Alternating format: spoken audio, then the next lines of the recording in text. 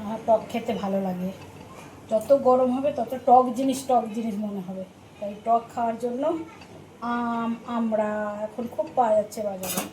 কাঁচা আম, পাকা আম দুটোই পাওয়া যাচ্ছে, কিন্তু পাকার থেকে কাঁচা আমের টকের ডাল এগুলো না এখন বেশি যেন মনে হচ্ছে খালি টক খাই। এই যে পরিমাণ মতো নুন দিয়ে দিলাম, দিয়ে টকের ডালটা একটু সেদ্ধ হবে,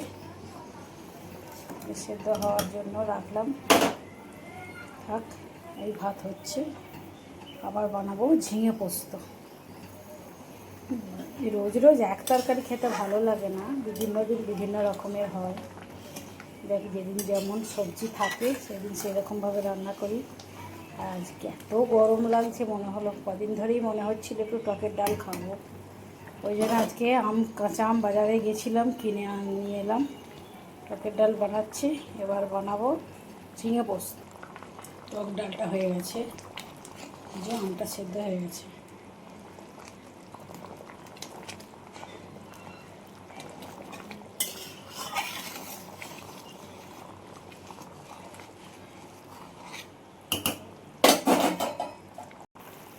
এতে দিলাম একটু পরিমাণ মতো চিনি।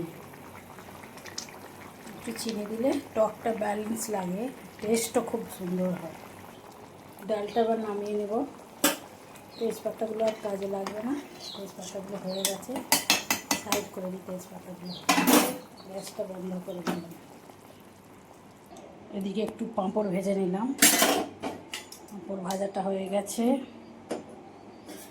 আজকে এমনি নিরামিষ আছে, কিন্তু পাঁপড় ভাজা, ডাল, ঝিঙে পোস্ত এসব করব। পাঁপড়টা ভাজা হয়ে গেছে।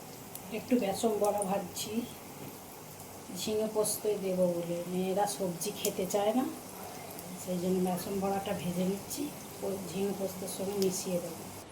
এটা কি বাঁটছি যেন ঝিঙেতে দেবো বলে, পোস্ত আর তিল, সাদা তিল। পোস্ত আর ঝিঙে পোস্ত বানানোর জন্য এই আলুটা দিয়ে দিলাম, দিয়ে আলুটা একটু ভেজে নিলাম।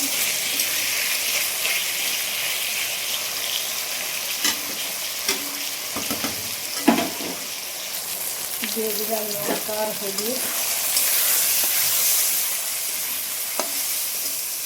লঙ্কা হলুদ দিয়ে দিলাম। এই যে পোস্ত, তিল, আদা, সর্ষে, সামান্য সর্ষে দিয়েছি, দিয়ে বাটা ছিল এটা ঢেলে দিলাম।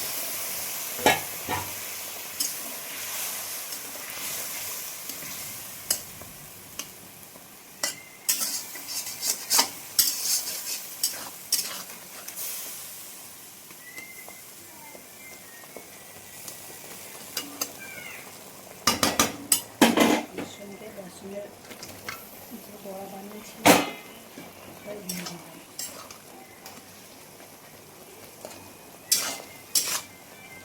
কষে নেব, জলটা আরেকটু দেবো,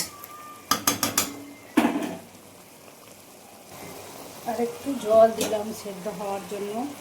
আলু ঝিঙেটা সামান্য একটু সেদ্ধ হবে, এটা একটু মাখা মাখা হলে তবে নামাবো।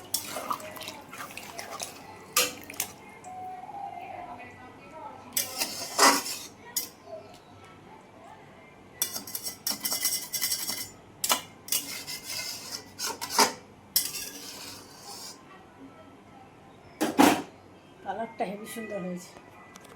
এটা এবার সিদ্ধ হয়ে গেলে নামিয়ে নেব। দেখতে থাকো বন্ধুরা। আমার ঝিঙে পোস্ত বেসন বড়া দিয়ে ঝাল একদম রেডি। এবার নামিয়ে নেব। কেমন লাগলো ভিডিওটা বন্ধুরা একটু কমেন্ট করে জানিয়ে দিও, আর একটু